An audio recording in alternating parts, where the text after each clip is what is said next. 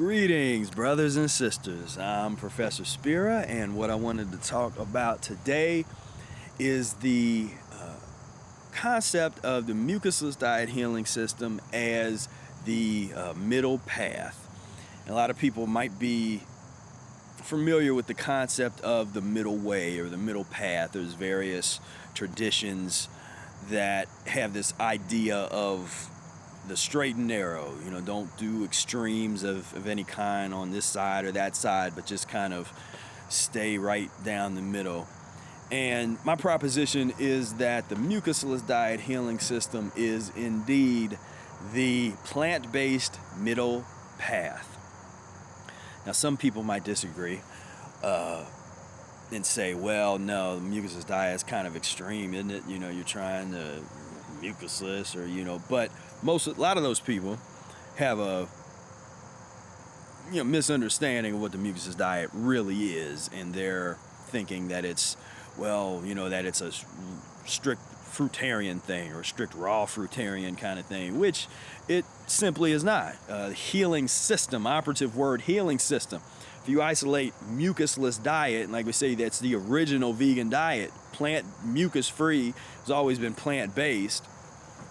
And so a mucusless diet, just without the healing system part, if you tried to overnight just be, okay, I'm just going to be mucusless, that would be extreme. And we're not proponents of that. We're proponents of Mucusless Diet Healing System, operative word, healing system.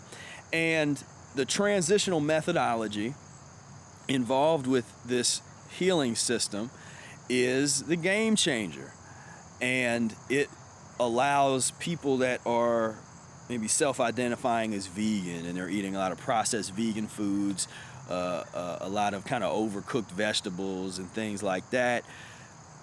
If they take a look at the transitional methodology, they can kind of say, what if I started to clean myself up even further, where it's like, okay, it's not just good enough to be vegan, let's take it up a notch. So we would be going from the extreme in one sense of starchitarian or fatitarian veganism, meaning, we used to say starchitarian. Nowadays, everybody's really heavy into the avocados and the nuts and stuff, which are the fats. And there are mucus-forming. Again, you can use them on a transition. Don't get mad at me. I didn't make fats mucus-forming. I'm just trying to deliver the message. But on one hand, you have those folks, and they could really benefit from the middle path of the mucusless diet because it's not extreme. We're not saying that you have to go all the way over, be a fruit eater overnight. Just start to cut out some of those grains, or start to cut out some of the starch. Make simple changes, like instead of eating white potatoes, always eat well-cooked sweet potatoes, which are relatively mucus-free. If you're going to eat some kind of bread, toast it really well. Don't just eat untoasted bread. Make it wheat bread. These are little things. Don't combine fruit and vegetables in the same meal. Eat your fruit first. 2 meals a day. Then if you want to get a little bit more serious, you throw in some lemon juice enemas. Throw in some days of fasting. Instead of trying to do a 21-day fruit cleanse or 40-day something fast, or instead of doing that, why don't you try a 24-hour fast, once a week, or try a 2 to 3 day fast, as Era talks about in the Mucusless Diet Healing System, rational fasting, and see if you can work your way up to longer periods of time. Gradually, again, middle path. On the other extreme, we would have the folks that would like nothing more than to skip over the transition altogether, because they don't want to go through that struggle, so a lot of the transformation that happens within the context of the transition. But a lot of people in certain kind of mindsets, they get sort of really stuck on the idea of fruit, fruitarian, that humans are fruitarians. And we should be able to just do that immediately. But what happens time and time and time again is no transition, and people start going through intense elimination. The boils are coming. There's all kinds of skin issues. Fatigue sets in, and it can sometimes be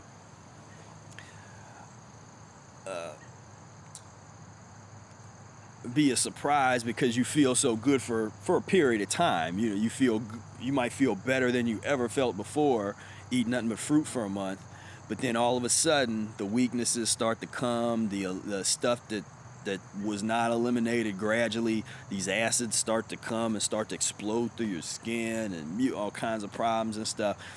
And then a lot of those people also aren't doing enemas, which is another cornerstone of the healing system methodology, is to involve enemas and systematically be fasting periodically. So along that fruitarian side and some of the raw food side, there's those aspects aren't involved. And then there's just this real overzealous attitude about, like, I gotta be perfect, I gotta eat nothing but fruit, I gotta do this, gotta do that, I'm the best, rah. You know, it's just like, that's a very stimulated existence, and instead of getting high on the meat and the dairy and the stuff before, as you did before, now you're getting really into just this, this kind of sugar kick, like, yeah, maybe do this and that. And what you'll notice with people that have been successful practicing the Mucusless diet for a period of time, they're usually fairly calm individuals, and things are a little bit slower. We don't have to rush to this. I don't have to prove nothing to nobody. I have to run 50 miles around the state, to prove something. If I want to do that for my own personal thing, some kind of self-development or something like that, then I would do it. But this thing of feeling like you need to prove something to other people is much less for people, I've noticed, people that practice Mucusless diet, because things just get so self-evident, and you feel it, and you're going through it, and nobody, not me, not Brother Air, not Tony, or anybody else has ever sat up here and said that this path would be easy. I've never purported that. But I have promised that it will be transformative. And so sometimes people don't necessarily want to transform as much as the path may demand of you. It just depends on where you're at and where your consciousness is. So overall, as far as the extremes, on one hand, you have extreme fasters, people that, they want to try to just like stop eating in 21 days, or they want to, intense fruit fasting, and and want to eat nothing but fruit for the next 5 years or whatever. I mean, so you have that side, and I work with a lot of those folks after they've kind of hit their breaking point and they need to learn how to take a step back. I can teach them to take a step back rationally, and I've done that with many people that were raw foodists, fruitarians, and I don't ever take that dream away from them. Like, if that's what you want to eventually do, and who you eventually want to be, far be it from me to say, oh, it can't be done. I'd never say that. But what I will say is, it makes sense to be rational, it makes sense to be gradual, and it makes sense to take your time and apply the system so that you can get there, get places permanently, so that you can't take a step back. Because if you can go back to certain foods, then that's letting you know that you're probably not as advanced as you thought you were. Like a lot of the, and every time I see someone that was a hardcore raw food person, and then all of a sudden they're starting to talk about, well, I just went back to some meat and stuff. And they'll say, well, we got it. And, well, how long were you raw? Well, I've been raw for 2 years. Well, obviously you didn't transition, because if you would have transitioned properly, you might have ate meat and dairy for a little bit longer in the beginning of your transition, but once you get over a certain threshold, you won't even be able to go back. And so that's my thing, is get it to the point where it's impossible to take a step back too far. So that's that extreme. And then on the other extreme within the plant-based realm is the, like I said, the starchitarian, fatitarian, vegan that eats very little raw vegetables. Again, middle path, because I say every time you have cooked vegetables, always have a raw salad. Eric's look in the Mucusless Diet. Eric talks about Eric's combination salad. Every vegetable meal I ever have always has a raw salad. Now, if I'm in a raw period, then I wouldn't have the cooked vegetable item. But if I'm in a cooked vegetable period, then I'm going to have the raw salad, and I'll start eating that first, and then I'll get into a cooked mucusless item. And then if I'm in a what we call mucus lean period, which includes some mucus-forming items, then I can put that in there. But I never eat mucus lean just like by itself. Like, okay, and when I look and see a lot of, I run a vegan group on Facebook, and I'm in several, and I see the kind of things that people post that they're eating.